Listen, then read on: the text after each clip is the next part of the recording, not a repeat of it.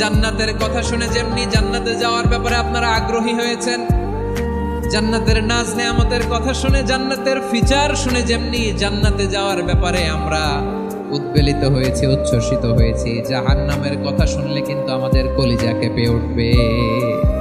কিভাবে বিশ্বনবী পোট্রে করলেন? বিশ্বনবী বলেন, নারুকুম হাদিহিল্লাতি ইউকিদু ইবনু আদম জুজউন মিন 70 জুজআন মিন হাররি জাহান্নাম। ও আমার উম্মতেরা, তোমরা যে রান্নাঘরে যে আগুন দিয়ে রান্না করো, তোমরা কি ভেবেছো জাহান্নামের আগুন ওই রান্নাঘরের আগুনের মতো না? জাহান্নামের আগুনকে আল্লাহ নাম দিয়েছেন নারুল্লাহ। এটা আল্লাহর আগুন, নারুল্লাহিল মুকাদা আল্লাতী তাত্তালিউ আলাল আফিদা, যেটা কলিজার মধ্যে যে ধরে যায়।